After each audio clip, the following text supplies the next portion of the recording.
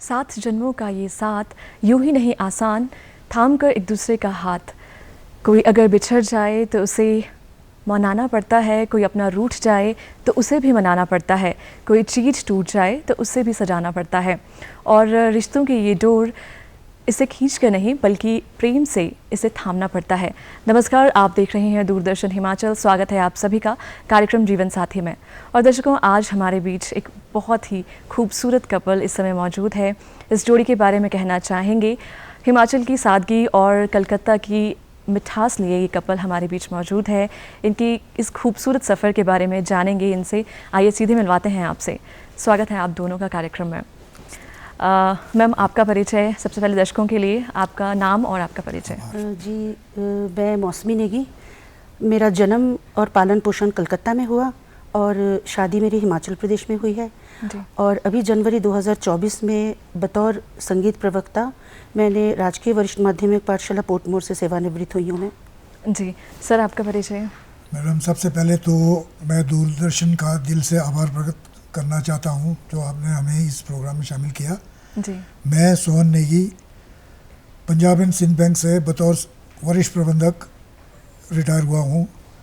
और उससे पहले मैं 10 साल में उससे पहले नौसेना, भारतीय नौसेना में भी जॉब किया है मैंने। जी मैम, आप तो जानना चाहेंगे सबसे पहले कितना समय आपने एक दूसरे के साथ बिताया है। कह सकते हैं आपके इस जीवन के सफ़र को कितने वर्ष हो चले हैं। वो दिन जब आप याद करते हैं, वो कौन सा दिन था?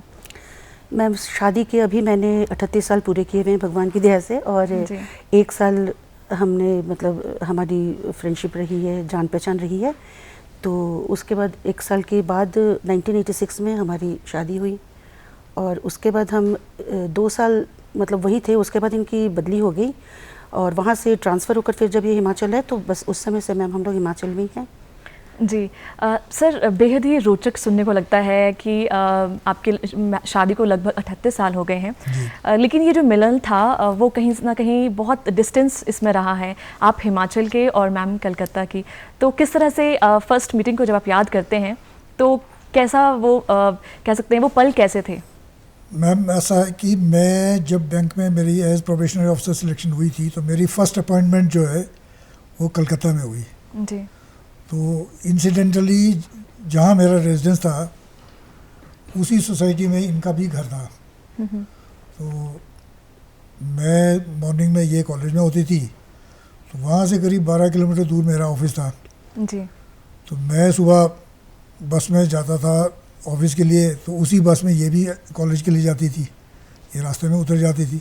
काफ़ी दिन तक आंख मिचौली होती रही। जी। तो फिर आज धीरे धीरे जब काफ़ी हमने एक दूसरे को देखना शुरू किया तो बातचीत शुरू हो गई।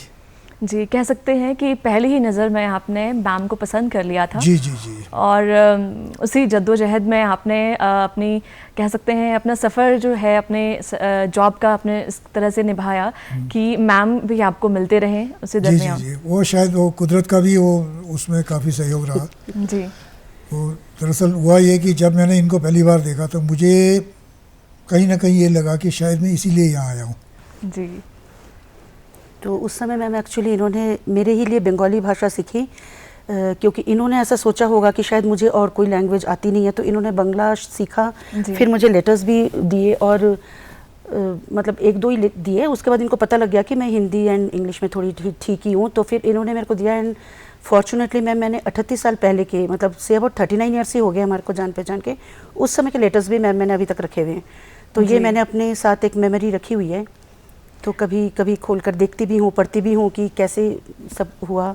जी, यानी कि उस दौर में आपका जो कम्युनिकेशन है वो लेटर्स के माध्यम से रहता था। जी, अब मोबाइल फ़ोन तो थे नहीं उस टाइम। बिल्कुल मैम, लेटर्स के थ्रू ही होता था। जी सर, कितना समय आपको लग गया मैम को मनाने के लिए, शादी के लिए, प्रपोज़ करने के लिए, और क्योंकि आप इतने दूर थे घर से, अपने परिवार वालों को मनाने के लिए? मैम, वैसे तो 4-5 महीने हमारा कोर्टशिप रहा। जी। बाद में अल्टीमेटली जब हमने डिसाइड किया कि अब टाइम है, मतलब हमको परमिशन लेनी चाहिए पेरेंट्स से। जी। तो मैंने अपने फादर साहब को लेटर में लिखा कि ऐसे से है, मैं तो मतलब मुझे मिल गई है जीवन साथी, तो मैं आ गया चाहता हूँ कि मैं शादी कर लूँ। तो मेरे पिता वो बहुत ओपन माइंडेड के थे, उन्होंने कहा बेटा ये आपकी ज़िंदगी है, आपने देखना है, आपने पसंद कर लिया ठीक है। जी। तो उनसे ग्रीन सिग्नल मिल गया। तो अब क्योंकि मैं तो कलकत्ता बेस्ड था, तो यहाँ से फादर थोड़े मेरे मतलब स्वास्थ्य के इससे वो दृष्टि से ठीक ठाक नहीं रहते थे, जी। अस्थमेटिक थे, तो उनका तो आना संभव था भी नहीं। तो रिश्ता लेके भी मैं ही गया इनके घर। जी, आपने पहल की। जी। सर, जैसे आपने कहा कि आपने अपने पिताजी को आपने एक लेटर लिखा जी। और परमिशन मांगी, और उस पीरियड में क्योंकि लेटर को पहुंचने में, उसका आंसर मिलने में काफ़ी समय रहा होगा, तो उस समय कैसी आपकी मनोस्थिति थी? क्या आपके मन में चल रहा था कि? नहीं, मन में कुछ नहीं चल रहा था, मुझे भरोसा था कि पिताजी यही जवाब देंगे। जी। तो इसलिए मतलब एक वो मेरा कर्तव्य था कि मैं उनसे परमिशन ले लूं। जी। तो हमने वो किया, उन्होंने वही जैसा वांछित जवाब उन्होंने भी दिया। जी। इसी तरह से मैम, जैसे सर ने तो कहा कि सर ने लेटर के माध्यम से अपने पेरेंट्स को अवेयर करवाया, परमिशन मांगी, आपके तौर पर, आपके नज़रिए से किस तरह से आपके माइंड पे क्या चल रहा था उस समय? अपने परिवार के प्रति आप क्या सोच पा रही थी कि आपको परमिशन मिलेगी या किस तरह से रहेगा? मैम, मुझे विश्वास नहीं था कि परमिशन मिलेगा, क्योंकि जैसे मैम मैं वहाँ पर हम लोग मतलब ब्राह्मण फैमिली से थे। जी। तो मतलब शायद हम लोग वहाँ पर मतलब उस टाइम राजपूत में भी हम नहीं कर सकते थे। जी। लेकिन फिर मैम थोड़े मम्मी वगैरह से भी थोड़े से नाराज़ हुए, तो 1-2 दिन रादर मेरे से बात भी नहीं की। फिर मैम उन्होंने सारा पूछा मैम मेरे को। फिर मैंने जब इनके बारे में सारी बातें बोली तो उन्होंने बोला कि भाई उनको बोलना हमारे से मिले। फिर मैंने इनको सिर्फ ये बोला कि घर वाले मिलना चाहते हैं आपसे। जी। तो इन्होंने मैम मेरे को पूछा कि भाई आपके घर वालों को सबसे ज़्यादा क्या पसंद है, मैं लेकर आऊँगा। तो आपको पता ही मैम बंगालीज़ को स्वीट्स बहुत पसंद है, तो मैंने इनको बोला कि मेरे घर वाले मिठाई बहुत पसंद करते हैं। तो इन्होंने इतनी मिठाई लाई मैम, इतनी मतलब ऐसे तो शादी में इतने सारे डब्बे जाते हैं, पर इन्होंने मेरे को मतलब जस्ट घर में मुलाकात ही करने हैं तो इन्होंने इतनी ढेर सारी मिठाइयाँ लाई। तो मेरे ख्याल से, और उसके बाद जब इन्होंने बात किया मैम तो उनको सबको बहुत अच्छा लगा मैम। तो उन्होंने बोला कि फर्स्ट नहीं, अटेम्प्ट लड़का ही अच्छा सर फर्स्ट अटेम्प्ट में ही पास हो गए। सर ने मिठाई के जरिए कह सकते हैं आपके परिवार वालों की जो रजामंदी है उसमें शामिल हाँ मैम, नहीं इनसे बात की मैम, मेरे ब्रदर्स ने, तो बात करके भी मैम उनको बहुत अच्छा लगा कि लड़का पढ़ा लिखा है, और बैंक पीओ की मैम एक बहुत अच्छी वो थी मतलब पोजीशन, तो कि भाई लड़का बैंक पीओ भी है, और मतलब बातें इनकी बहुत अच्छी लगी उनको। तो फिर मैम उन्होंने रजामंदी दे दी मैम, राज़ी हो गए मैम वो लोग। जी। सर, कितना कठिन रहा आपको ये सब कह सकते हैं मैनेज करना, अपने परिवार से दूर रहकर एक गर्ल के घर जाना और शादी के लिए परिवार वालों से मिलना और सब तमाम तैयारी करना? कैसा वो दिन था आपके एंगेजमेंट कह सकते हैं? जी। वो अब ऐसा था कि वो मुझे ये तो पता था कि कोई आने वाला है नहीं अभी। जी। और ब्रदर्स वगैरह बाकी छोटे थे, मेरे ब्रदर्स सिस्टर सब मुझसे छोटे थे, पर शादी में आए थे वो। जी। तो वो ऑर्गेनाइज मुझे ही करना था। कुछ मेरे बैचमेट से दोस्तों इधर उधर भागदौड़ उन्होंने की, काफ़ी की। जी। तो हालांकि वो भी उसी एरिया में रहते थे। 5-7 बैचमेट्स थे मेरे जो नॉर्थ इंडियन थे वो भी। जी। तो उन्होंने भी भागदौड़ की चीज़ें ऑर्गेनाइज करने में। तो बाकी ऐसा सच मुझे कोई मतलब दिक्कत नहीं हुई। जी। मतलब आप कह सकते हैं कि आप दिल से और दिमागी तौर से दोनों तरफ से आप तैयार थे। जी जी बिल्कुल। और बिल्कुल। चाहे अकेले ही थे लेकिन हाँ जी, हाँ जी। आपने पूरी तैयारी की थी। मैम, शादी का वो दिन रहता है, बेहद खास रहता है, तो कितनी एक्साइटमेंट थी आपको उसके बाद, क्योंकि आप एक ऐसे क्षेत्र में आने वाली थी, कह सकते हैं आप सिटी में पली बड़ी हैं, तो कितना चैलेंजिंग, किस तरह से आप अपने आप को तैयार कर पाए मानसिक तौर पर, और कैसा आपको लगा ये शादी के बाद का जो फेस है? मैम एक्चुअली मेरे को उस समय कुछ फील ही नहीं हुआ, बिकॉज जैसे मेरे को ये पता था कि शिमला में शादी हो रही है, तो मुझे थोड़ा गांव का कॉन्सेप्ट नहीं था मैम, क्योंकि हम लोग जैसे पले बड़े शहर में ही हैं, तो थोड़ा गांव से मेरे को पता नहीं था कि गांव कैसा होता है या नहीं होता है। तो जब यहाँ पर आकर देखा उसके बाद मेरे को थोड़ी सी टेंशन हुई, बिकॉज तब तक मुझे टेंशन नहीं थी, बिकॉज मेरे साथ ये थे तो मेरे को कोई चिंता नहीं थी। जी। और शादी अच्छी तरह से निपट गई थी मैम हम लोग के, कि इनके बड़े ब्रदर आए थे जो कि नॉर्थ से, उनके बच्चे आए थे, मेरा छोटा देवर, ननद सभी आए थे मैम। सिर्फ मम्मी पापा पिताजी और अम्मा जी नहीं आ पाए थे क्योंकि वो थोड़े बीमार भी थे। पर जब मैम यहाँ आई तब मेरे को लगा कि ये बिकॉज गांव में मैम, और ये लोग मेरे को ना बहुत मतलब शायद ये भी एंजॉय कर रहे थे, देवर भी मेरे एज का ही है, तो वो भी शायद एंजॉय कर रहा था कि भाभी को अच्छा वो हुआ। तो मैम मेरे को जैसे डाउन हिल जाना पड़ता था तो मेरे को लेकर दौड़ते थे और मैं इतनी परेशान हो जाती थी कि अब तो मैं गिरी जाऊंगी। तो वो मेरे लिए एक बहुत टफ पीरियड था क्योंकि मुझे चलना नहीं आता था मैम। जी, जैसे कि मैम आपने कहा शुरुआत में कि सर ने आपके लिए बंगाली लैंग्वेज सीखी, तो आपको यहाँ पर एडजस्टमेंट करने में अगर लैंग्वेज की हम बात करें, क्या कोई प्रॉब्लम आई या फिर किस तरह से आपने एडजस्टमेंट किया? मैम ख़ास प्रॉब्लम मेरे को नहीं आई क्योंकि मैम जैसे मतलब जैसे बेसिकली किन्नौरी हैं ये लोग, तो मैम किन्नौर की लैंग्वेज में ये लोग खुद भी बहुत ज़्यादा बातें नहीं करते थे, तो हिंदी में या फिर जैसे मैम लोकल बात मतलब सुन्नी साइड की बातें करते थे वो तो मैम मेरे को फॉलो नहीं हो पाता था। वो मैं बिल्कुल नहीं जान सकती थी कि गाँव वाले क्या बोल रहे हैं या घर वाले क्या, वो मैं नहीं पता कर सकती थी मैम। पर बेचारे जो मेरे अम्मा जी थे या पिताजी थे उन्होंने मैम मेरे लिए बेचारे हिंदी बोलते थे मैम ताकि मेरे को समझ में आ जाए। तो उस समय मैम प्रॉब्लम तो बहुत हुई क्योंकि मुझे खाना नहीं बनाना आता था और जब मैं छोटी भी थी तो जब मैं यहाँ पर आई तो मेरे को बहुत भूख लगी मैम। और नेचुरली जब आप कहीं और जाते हो और वो भी पहाड़ में तो कितनी भूख लगती, तो पिताजी मेरे को बोलते थे बेटा बनाओ और खाओ। अब मैं ये सोचूं कि कैसे बनाऊं, आता तो है नहीं मेरे को कुछ। और गैस भी नहीं होता था उस टाइम चूल्हे पे। वो तो बिल्कुल ही। तो कैलकाटा से आते वक्त मैंने अपनी बहन से सिर्फ ये बोल दिया था कि तू 2 कप चाय सिखा दे और एक कोई सब्जी सिखा दे ताकि खाना खा सके हम लोग। तो मुझे कुछ भी नहीं बनाना आता था, तो वो पीरियड थोड़ा टफ था मेरे लिए। सर आपको कैसा लगा जब आपको पता लगा कि मैम इतने कुकिंग में उस समय इतने कह सकते हैं माहिर नहीं थे, तो उस समय किस तरह से आप अपने फैमिली को देखते थे, तो कैसे आप मैम का साथ देते थे उन दिनों? फैमिली में तो ये हम लोग रहे नहीं उस टाइम जी, क्योंकि जॉब में था तो ये मेरे साथ थी यहाँ पे। खाने का इन्होंने ये कर रखा था कि अब जैसे दूरदर्शन से कोई प्रोग्राम आ रहा है कुकिंग का या कुछ, वो एक डायरी बनाई हुई थी इन्होंने जी, तो उस डायरी में वो ये करती थी और काफ़ी जल्द से विदिन अ ईयर और 2 ये इतनी पारंगत हो गई। कुछ डिशेस जो मैं कभी खाता ही नहीं था, जैसे मैं बंद गोभी खाता नहीं था, बैंगन खाता नहीं था, मशरूम नहीं खाता था जी, वो अब मेरी फेवरेट डिशेस हो गई है इनकी कुकिंग के बाद। जी, बहुत खूब। सर ने तो बहुत अच्छे से बताया मैम कि आपने बहुत कुछ सीखा सर के लिए। आप कैसे देखती हैं सर में कितना परिवर्तन आया, क्योंकि सर तो आर्मी बैकग्राउंड से भी रहे हैं, तो कभी आपको लगा कि वही डिसिप्लिन लाइफ, स्ट्रेट फॉरवर्डनेस, इस तरह से कभी आपको लगा कि कहाँ फंस गई मैं, मतलब एक रिजिड पर्सनैलिटी, कभी कुछ ऐसा लगा आपको? नहीं, ऐसा तो कभी नहीं लगा मैम कि कहाँ फंस गई, बिकॉज अब मैंने लव मैरिज की है तो मैं इनके साथ काफ़ी अटैच रही हूँ मैम। और आपको मैं ये भी बता दूं कि मैम मेरी शुरुआती दौर का जो खाना है, जैसे कि आटा गूंदना मेरे को इन्होंने सिखाया है, चपाती बनाना इन्होंने मेरे को सिखाया हुआ है, क्योंकि मेरे को ये सब कुछ नहीं आता था मैम। तो ये दोनों चीज़ें, और मेरे को ये भी याद है एक बार इन्होंने मेरे को सिर्फ बोला था राजमा बनाओ, तो मैंने राजमा उबालने के बाद सारा पानी फेंक दिया। तो इन्होंने मेरे को बोला कि यार ये क्या किया, तो मैंने कहा कि वो पानी तो फेंकते हैं भाई, उबाल दिया मैंने। तो ऐसी छोटी छोटी चीज़ें याद है मैम। और बाकी अच्छे हैं मैम, इनमें ऐसा वो नहीं है, मतलब कोई ज़्यादा मतलब ऐसे स्ट्रिक्टनेस या कुछ भी नहीं है। जी, बहुत खूब। मैम जैसे आप दोनों की मैरिज के 38 वर्ष लगभग पूरे हो गए हैं, और देखा जाए तो कहीं ना कहीं आपका जो कल्चर है वो भी काफ़ी डिफरेंट रहा है, विभिन्न संस्कृति से आप रहे हैं।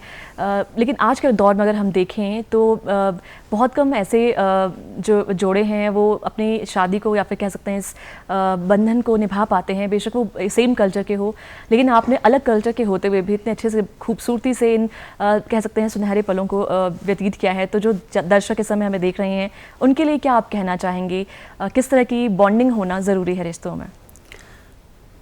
बॉन्डिंग मैं तो ये समझता हूँ कि हर एक इंडिविजुअल की इंडिपेंडेंस, हर एक इंडिविजुअल अलग अलग है जी, तो उसको स्पेस मिलना चाहिए, क्योंकि वो उसको मैं अपने हिसाब से डालूं ये बाई फोर्स या कोई इस पर प्रेशर डाल के नहीं होता है जी। मुझे रिस्पेक्ट करनी चाहिए हर एक मतलब अपने ऑपोजिट इंडिविजुअल की एग्जिस्टेंस की।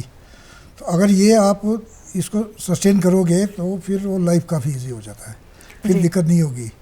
हाँ, कल्चर में मैम ऐसा है कि डिफरेंट कल्चर तो था मैम, और स्पेशली कल्चर में मैं ये बोलूँगी खान पान बिल्कुल डिफरेंट है मैम, क्योंकि हम लोग मैम नॉन वेज एंड मिठाई पर बहुत प्रेशर रखते हैं जी। मैम। तो यहाँ पर मैम, और इसके साथ एक छोटी सी बात बोलना चाहूँगी मैम कि जब मैं यहाँ पर आई तो मेरे को कहीं भी फ़िश वगैरह नहीं मिलता था, तो मेरे मदर कई बार वहाँ से स्पीड पोस्ट करते थे मैम। उस समय स्पीड पोस्ट 3 दिन में आ जाता था। कुरियर भी नहीं होता था। मछली मम्मी बहुत अच्छी तरह से फ्राई करके। बट मैम एक दिन जब ये ऑफिस से आए तो ये एकदम से इतने एक्साइटेड थे, बोलते कि तुम्हारे सारे दुख दूर अब। मैंने कहा क्या हुआ? बोलते कि अब मेरे को मछली की दुकान मिल गई है, मेरे को चाउमीन की दुकान मिल गई है, अब तुमको खाने पीने का कोई कष्ट नहीं है। I do remember ma'am. फिर ये फ़िश वगैरह मेरे को लेकर आते थे, तो अब तो चलो मिल जाता है मैम, उस दौरान नहीं मिलता था। तो ये कल्चर में मैम फूड का तो था ही, प्लस बाकी जो मैम लैंग्वेज वगैरह का, तो मुझे लगता है मैम ये भी पहले मेरे साथ बंगाली गाना गाते थे। अब तो खैर इन्होंने अब गाने से थोड़े दूर हो गए वे, और मैंने तो मैम खैर हिमाचल को अपना मान लिया है। मेरे को ऐसा लगता है कि हिमाचल में ही मैं पिछले जन्म में रही होंगी, इसलिए मुझे आना पड़ा, क्योंकि आई लव हिमाचल मैम। मुझे बहुत लगाव है। मैंने हिमाचल के तकरीबन सारे कल्चरल चीज़ें कराई हुई है। मैं नेशनल में गई हूँ बच्चों को लेकर, हमने वहाँ से प्राइज़ जीता है। तो आई लव हिमाचल मैम। मेरे को हिमाचल में कल्चर की कोई प्रॉब्लम नहीं हुई मैम। जी, बहुत खूब। अब तो इतना रम गई है हिमाचली कल्चर में, कई बार अपने मायके में झगड़ पड़ती है अगर हिमाचल के बारे में कुछ बोल दिया। जी हाँ, तो झगड़ पड़ी, ये बोलेगी हिमाचल जो है पर कैपिटा इनकम देखो आप, आपके बंगाल से ज़्यादा हिमाचल का भी है रिच स्टेट। जी, बहुत खूब मैम। सर, जिस तरह से आप तारीफ़ भी कर रहे हैं मैम की, मैम ने पूरा हिमाचल के रंग में खुद को कह सकते हैं ढाल लिया है। जी जी। अब आपकी बारी है, क्योंकि आप मोस्टली आप वर्किंग, आपका ऐसा रहा कि आप केंद्रीय सरकार के उसमें आप कार्यरत रहे, तो आप परिवार से दूर भी रहे हैं करीब करीब। जी, तो कैसे, अगर आपको अभी समय है आज, किस तरह से आप मैम की तारीफ़ करना चाहेंगे, क्या कहना चाहेंगे मैम के बारे में? ये है कि मैम जब मेरी फर्स्ट प्रमोशन हुई थी, मेरी यहाँ से पंजाब में पोस्टिंग हो गई। जी। पंजाब में मतलब पाकिस्तान बॉर्डर से 4 किलोमीटर अंदर। तो उस टाइम मैं तो चला गया जी। पीछे का इन्होंने सारा संभाला। यहाँ बच्चे भी थे, ब्रदर्स के बच्चे भी थे, अपनी बेटी भी थी, उनका लालन पालन, पढ़ाई, फिर उनका ऑलराउंड जॉब जितना भी, क्योंकि अब ब्रदर्स भी दोनों बाहर थे, जी। तो वो सारा इन्होंने देखा। जब मैं गया यहाँ से तो मेरी बेटी 8 साल की थी, वापिस आया तो वो 13 साल की, 5 साल में बाहर रहा। जी। 8 से 13 साल के बीच में उस बच्चे को मैं बड़े होते नहीं देखा मैंने। तो इस तरह की लाइफ थी। वेल, सब कुछ जो अपने आप को। हाँ, मैम, आपके पास मौका है कंप्लेन करने का। सर ने तो बता दिया कि ये मौजूद नहीं थे कुछ पीरियड में, तो एक आपने कह सकते हैं सिंगल पेरेंट के तौर पर भी कह सकते हैं आपने, सर वैसे तो सर थे आपके साथ, पर अगर एज इंडिविजुअल आपने जिस तरह से घर को संभाला, अपने बेटी हैं आपकी या बच्चे हैं आपके, जो उनको आपने अच्छे से संभाला, उन्हें कह सकते हैं उनका ध्यान रखा, तो क्या कहना है आपका इस बारे में? एक सिंगल वुमेन जो है, किस तरह से, क्या वो किस खूबसूरती से वो अपने परिवार को अपने दम पर वो चला सकती हैं?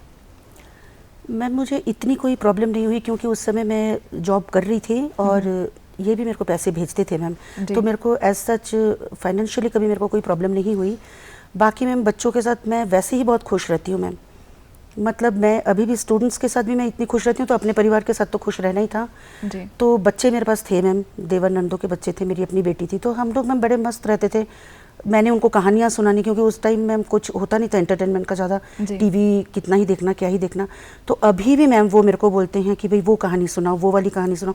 तो मैं उनको बंगाल से जितने सत्यजीत रे की या रविंद्रनाथ की जितनी स्टोरीज़ पढ़कर आई थी, वो प्लस सारी स्टोरीज़ उनको सुनाती थी, तो उनको मैं बड़ी खुश रखती थी कहानियों से। फिर हम गाना गुना गाते थे, अंतराक्षरी खेलना, लूडो खेलना, इस तरह से मैम। फिर खाने पीने का हम इतना रखते नहीं थे, क्योंकि मतलब जो हमारे को इजी खाना लगता था हम वो खाना बना लेते थे, खाते थे। अच्छा, मतलब पौष्टिक या अच्छा खाना ही खाते थे, बट जो इजीली हो जाए तैयार, क्योंकि हमने सोकर गप्पे मारनी है, कहानियाँ सुननी है। तो मुझे ऐसा सच इतनी कोई प्रॉब्लम नहीं हुई मैम। जी। थोड़ा इनका ज़रूर लगता था कि ये कब आएंगे, कितने दिनों की छुट्टी के बाद आएंगे, ये ज़रूर था मैम। जी। सर, आफ्टर रिटायरमेंट अगर हम कहें तो कितना समय कह सकते हैं आप अपने कह सकते हैं फैमिली को आप देते हैं, कितना कुछ आपने मिस किया, उन यादों को किस तरह से देखते हैं? होता है ना कि कई बार कुछ ऐसे मोमेंट्स होते हैं लाइफ में जब आपकी ज़रूरत होती है तो आप नहीं होते, तो अगर कोई ऐसे लम्हे रहे हैं आपकी ज़िंदगी में, आप उन लम्हों के लिए मैम को अप्रिशिएट करना चाहें और मैम के लिए कुछ डेडिकेट करना चाहें, चाहे वो गीत है कुछ भी? मैं इतना कह सकता हूँ कि मेरी एब्सेंस में जितनी भी मतलब मेरी ड्यूटीज़ थी जी। उनको इन्होंने बखूबी निभाया है। एज माय वाइफ मुझे रिप्रेजेंट करते हुए इन्होंने उन ड्यूटीज़ को बखूबी निभाया है। बल्कि जो मुझसे छोटे ब्रदर्स सिस्टर्स हैं, 2 ब्रदर्स की, जी उनकी मैरिज भी इन्होंने ही कराई है, जी मैरिज भी इन्होंने की, सारा ऑर्गेनाइज इन्होंने किया। तो मतलब मुझे कभी ऐसा लगा नहीं कि शी इज़ लैकिंग एनीवेयर। जी, यानी कि मैम ने घर को, हर एक घर का कोना बिल्कुल, जो है बिल्कुल, अच्छे से बिल्कुल। सहेज कर हाँ रखा जी, है। हाँ जी। तो ऐसा कौन सा कोना है जब कोई आपके घर पे विजिटर आते हैं या अपने आते हैं, वो कह सकते हैं तारीफ करते हैं, तो आपका दिल जो है वो गदगद हो जाता है? वैसे तो मतलब पूरे घर का मेंटेन करना इनके लिए मतलब एक शौक है, हॉबी, काइंड ऑफ हॉबी। जी लेकिन सबसे बड़ी चीज़ जो है इनका रूफटॉप गार्डन, जी उसमें वैरायटी और फूल जहाँ भी, मतलब कई बार मैं इरिटेट भी हो जाता हूँ, जैसे आ रहे हैं रास्ते में फूल बेचने वाला जी गाड़ी रोको जी अभी मुझे, फिर वो वहाँ आधा घंटा, कम से कम घंटा आधा घंटा लगा लेगी, तो वो लाते भी है। तो अल्टीमेटली ये है कि मतलब उससे कई बार व्हाट्सएप वगैरह पर या फेसबुक पे मैं भी डालता हूँ चोरी करके कि this is my rooftop garden. Great great, यानी कि आप कहीं ना कहीं तो वो मैं शेयर करता हूँ उसको, जी मतलब तारीफ शेयर करता हूँ। अब तारीफ तो मुझे मिल रही है क्योंकि मैं अपने दोस्तों को जी पर बहुत जो घर में जो विजिट करते हैं वो प्रीटी इम्प्रेस होके जाते हैं। जी। आपका क्या कहना है मैम इस बारे में? मैम मेरे को घर सजाने का शौक़ है, तो मैंने घर को, घर तो चलो इन्होंने बनाया, बहुत सुंदर बनाया इन्होंने घर, पर उसको डेकोरेट करने के लिए मैं सीढ़ियों में भी जैसे मैं प्लांट्स रखती हूँ, फिर मैं जैसे कहीं जाती हूँ मटके लेकर आऊँगी, फिर उनको पेंट करती हूँ, या एम्प्टी बॉटल्स होंगे घर में उनको भी पेंट करके रखती हूँ। एंड अबव ऑल मैम मेरे को मेरा रूफटॉप जो है वो टेरेस के साथ ही मैंने एक मेडिटेशन रूम बनाया हुआ है, तो वो मुझे बहुत पसंद है मैम। वहाँ पर मैंने बुद्धा जी की एक बड़ी मूर्ति लगाई है, लाइफ साइज या स्टैचू लगाया। वहाँ पर मैंने झरना लगाया हुआ है, तो वहाँ पर मतलब बैठने में ही मैम इतना, मतलब मेरे घर में जो भी आते हैं वो आकर उस जगह की ज़रूर वीडियो बना कर ले जाते हैं, या मेरे गार्डन की, क्योंकि मैम मैं नॉट ओनली फ्लावर्स, मैंने पॉट्स में बहुत वेजिटेबल्स भी उगाए हैं मैम। अभी परसों ही मैम मैंने 2 खीरे निकाले और वो इतने स्वाद थे। एनीवेज पॉट्स में ही लगाए हुए मैम मैंने सब कुछ, वो मेरे को पैशन है। तो मैंने ऑल टाइप के 6-7 टाइप के वेजिटेबल्स तो मैंने लगाए हुए मैम, तो उससे मेरे को बहुत सुकून मिलता है। ये कोरोना के टाइम पर जी हमने सारे वो टमाटोज खुद ही मैनेज किए। बहुत खूब, खरीदना ही नहीं पड़ा ma'am. Credit goes to ma'am. Yes yes sir, जी। डेफिनेटली। और मैं उसके लिए वर्क भी बहुत करती हूँ मैम, बहुत टाइप के खाद वगैरह बना कर रखती हूँ। कई बार ये इरिटेट हो जाते, बोलते यार कितनी गंदी स्मेल आ रही है, मैंने कहा प्लीज़ सब चले जाओ, मैं भी नाक पे रुमाल लगा कर कंपोस्ट तैयार करती है। कंपोस्ट खुद घर में तैयार करती हूँ मैम मैं। तो ये मेरा शौक है। मैम आपके बारे में जितना सर तारीफ़ कर रहे हैं बहुत कम है। चलिए आपसे जानते हैं सर के बारे में कुछ। सर कितनी लैंग्वेजेस जानते हैं? मैम सर कितनी लैंग्वेज जानते हैं ये तो मैं क्या बताऊं, बट कोई भी कहीं भी कुछ भी बात कर रहा होता है उसी समय ये बोल देते कि ये कर्नाटक का है, ये उड़ीसा के हैं। मैंने कहा लैंग्वेज आती, बोलते नहीं मैं बता सकता हूँ कि कौन कहाँ का है। तो ये इनके अंदर एक बहुत अच्छी वो है मैम। वो मतलब जो मेरा नेवी का बैकग्राउंड हो, जी नेवी में आर्मी की तरह रेजिमेंटेशन नहीं होता है। ये जाट है तो सारे जाट होंगे, जी राजपूत होंगे सारे राजपूत, ऐसे नहीं होता नेवी में। नेवी में सारे ऑल इंडिया एमलगेमेशन, जी सब तरह, मद्रासी भी है, सिख भी है, आपका महाराष्ट्रियन भी है। तो लैंग्वेज का वो काफ़ी कुछ जो है। अच्छा फिर दूसरा जो है, नेवी की जितनी पोस्टिंग है वो सारी कोस्टल एरियाज़ में है। कोस्टल एरियाज़ में सारे स्टेट हमारे कवर हो जाते हैं। तो वो लैंग्वेज का जो है उस, अब वो मैं उनकी भाषा नहीं जानता हूँ, लेकिन एक्सेंट से मुझे पता चलेगा ये मद्रासी है। जी ग्रेट। अच्छा मैम सर की अगर हम कहें तो फेमस बुक या फिर फेवरेट बुक या फिर कह सकते हैं इनकी फेवरेट राइटर आपको क्या लगता है कौन है? मैम अभी तो देखिए बहुत सालों से तो ये मैम रीडिंग हैबिट इनकी छूट गई है, पर मैम जब हमारी मैरिज हुई थी तो मैं इनसे इम्प्रेस होकर मैंने पढ़ना शुरू किया था। उसके पहले मैं नहीं पढ़ती थी, हालांकि मेरे ब्रदर बहुत बोलते थे कि पढ़ पढ़ पढ़, तो मैंने नहीं पढ़ा मैम। बट इनको देखकर मैम मेरे को अखबार पढ़ना इन्होंने शुरू कराया हुआ है। या फिर मैम ये जब ये पढ़ते थे, रॉबर्ट ल्यूडलम पढ़ते थे, मैंने इनके हाथ में वो देखी थी, तो देन मुझे भी लगता था कि मैं भी पढ़ूँ। पर रिसेंट में काफ़ी साल हो गए मैम, मुझे बहुत अच्छा लगता है पढ़ना, पर अब इनकी थोड़ी सी रीडिंग हैबिट चली गई है। और अगर दूसरा मैम वो एज का भी फैक्टर होता है। उस टाइम जो जैसे रॉबर्ट लुल्लम ये कह रही थी, तो वो लिखते हैं सस्पेंस थ्रिलर्स। लुल्लम के मतलब ऑलमोस्ट मैंने सारी बुक्स पढ़ ली। कई बुक्स तो उनकी ऐसी थी कि जैसे मैं आज खरीद के लाया हूँ, तो रात को जब तक वो बुक ख़त्म नहीं होगी 300-400 पेज की, तब तक मैं सोता नहीं था। कई बार सुबह हो जाती थी। बहुत बढ़िया मैम, आप बहुत अच्छा गुनगुनाती भी हैं, आप संगीत के अध्यापिका भी रही हैं, तो क्यों ना आप सर के लिए कोई म्यूज़िक कह सकते हैं कि जो आपने सर को सुनाया है और पहली बार सुनाया, उसकी यादें आप अगर ताज़ा करना चाहें। पहली बार का तो नहीं मैंने एक ऐसे इनके लिए गाना मैं गाती हूँ, तो मैं वो थोड़ा सा 2-4 लाइन सुनाना चाहूँगी। डायरी ले लूँ मैम? जी। पता नहीं मैं कितना अच्छा गा पाऊंगी, बट आई ट्राई। जी नहीं, सलोना सा सजन है और मैं हूँ, सलोना सा सजन है और मैं हूँ, जिया में एक अगन है और मैं हूँ, सलोना सा सजन है और मैं हूँ, चुराए न चैन रातों को जगाए, चुराए चैन रातों को जगाए, पिया का ये चलन है और मैं हूँ, सलोना सा सजन है और मैं हूँ, सलोना सा सजन है और मैं हूँ। बहुत खूबसूरत आवाज़ मैम। इसी के साथ कार्यक्रम में आपको दोनों का हम धन्यवाद करना चाहेंगे और दोनों को एक स्वस्थ और कह सकते हैं इसी तरह से सुरमई सफ़र की शुभकामनाएं देंगे। इसी तरह से आप खुशहाल रहें, स्वस्थ रहें। आप कार्यक्रम में आए, आप दोनों का बहुत बहुत धन्यवाद। दर्शकों, आज के कार्यक्रम में हमारे बीच मौजूद थे श्रीमती मौसमी नेगी जी और उनके पति श्री सोहन सिंह नेगी जी। इन दोनों का हम धन्यवाद करना चाहेंगे। आज कार्यक्रम में बस इतना ही। दीजिए अनुमति। नमस्कार।